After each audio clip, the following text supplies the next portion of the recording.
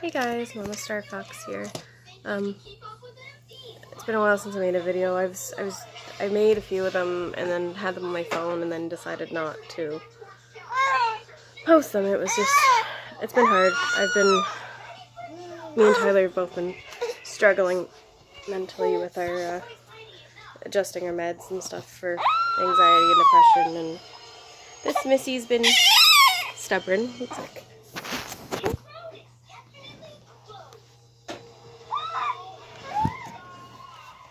And been debating whether I was going to continue my past sequence I was talking about, and I will eventually when I have the time to sit down and I'm ready to talk more about it and stuff like that. But right now I wanted to really talk about something that bothers me that I see on the internet, that I want to let other people who might know, who might be going through the same thing, that and try to remind myself that it's okay, and that's having a set schedule for your kids.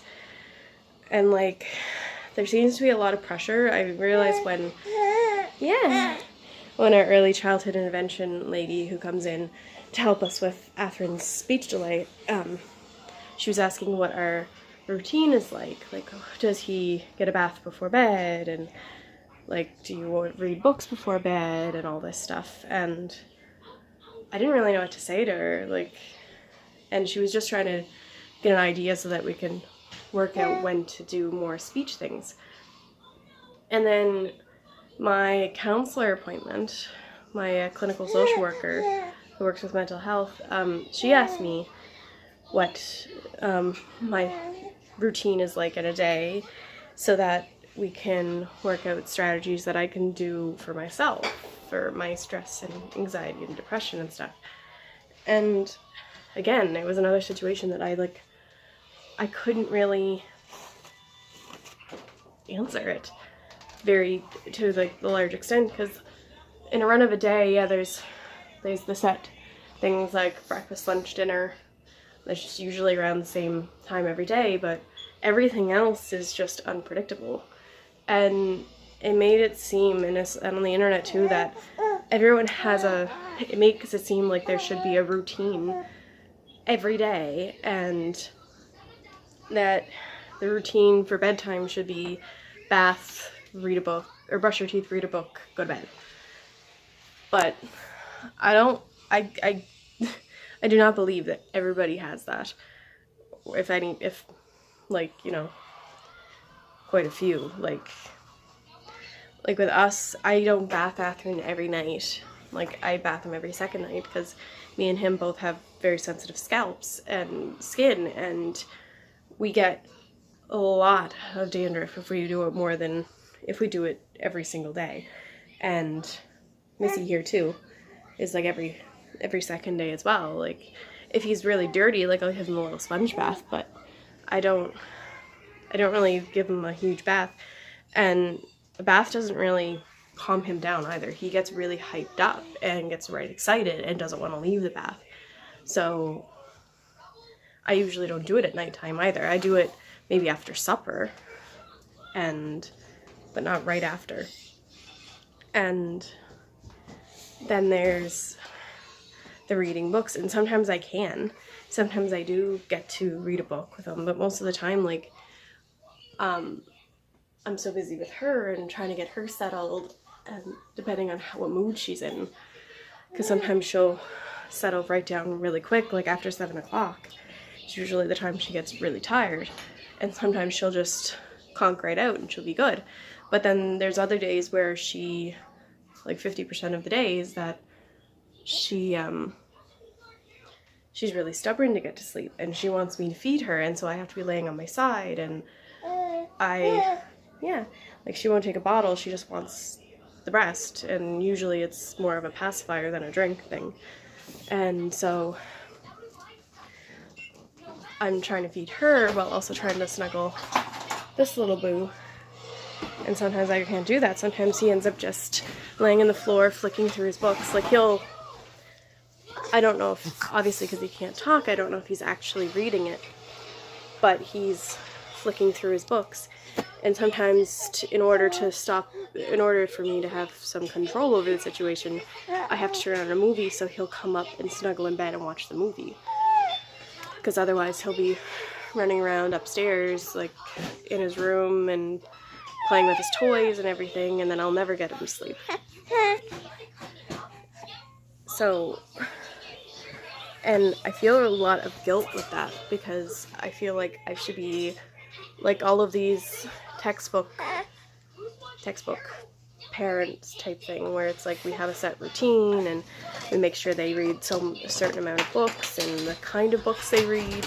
I just read whatever he enjoys and he is interested in, and when I actually can reach over and do it. And I find when people suggest certain things or like certain strategies and all that, it's and like with both like parenting and like things with delays where it's speech therapy and stuff, that they don't really consider what it's like, that every kid is different, that like they understand every kid is different, but they don't understand that every family is different, that it's not just the child, there's other children, or there's what the parents are going through, like with both of us having low energy, like really low energy some days with depression, and how our anxiety works, and how like we get easily panicked and stressed out, and we're trying to work through that too. So it's just I wish they would understand that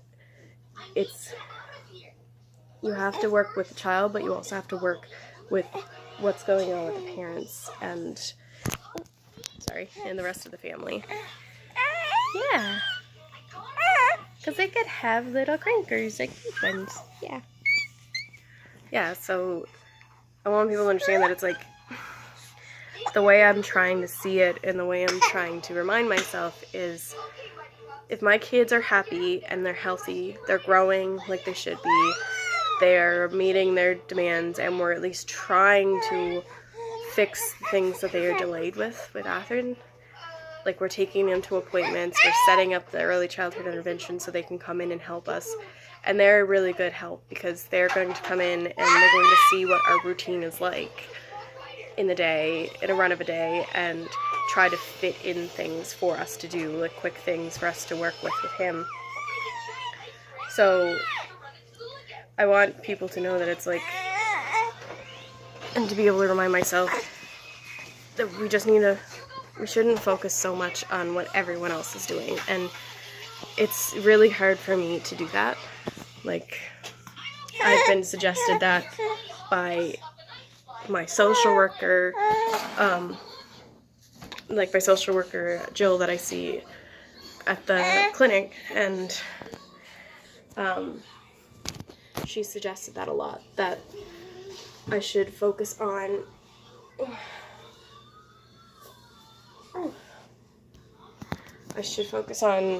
what works for me, not comparing myself to others. And it's really hard. It's really hard to do, because you want to be the perfect parent. You want to be the perfect, like, wife, girlfriend, whatever. Yeah. And, like, with your careers, too, like, you want to be the perfect nurse, but no one is going to be absolutely perfect. And you got to work with your strengths. You got to work with what you have and what you can do, and don't compare yourself to others, because you don't know what they're going through. You don't know how much help they have, or what their financial status is, or how comfortable they are with their budgets and stuff like that. Like, everyone is going to be completely different, and it's okay to do it the way you do it, as long as, like, you're meeting your everyday needs and your kids' everyday needs. It's what should be important. So hopefully I can take their advice and my own advice and just try to focus on that, because no one's gonna have a set schedule. Like, my day looks like, the mornings usually sometimes the same. Like, we'll get up, Atherton or her will be up first.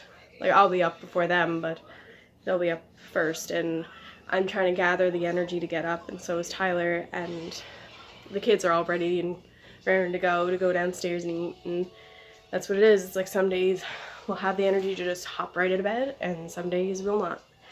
And like today, for example, it took quite a while. It took about an hour for us to get out of bed. And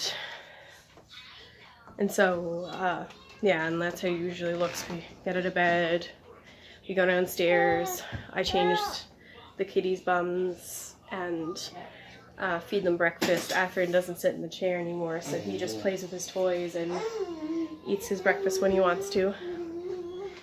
And then Autumn sits and eats in her chair. I watch my YouTube shows. I watch Good Mythical Morning every morning, and then I go and sit down for a while and let that digest and give her the breast, and she usually naps after that, and then the rest of the day is just a big question mark, honestly. Like, usually around 11, 12, or 1, depending on when we got up in the morning, we have lunch, and sometimes Atherin will eat it, sometimes he won't, and then he'll have a good supper, or it's always one or the other. And then nighttime is just, like I was saying before, also a big question mark, depending on if he had a nap in the day or not. And depending on how she feels. But yeah, so no one's going to be absolutely perfect and organized, so don't put too much pressure on yourself. Namaste, Fox out, guys. Have a good day.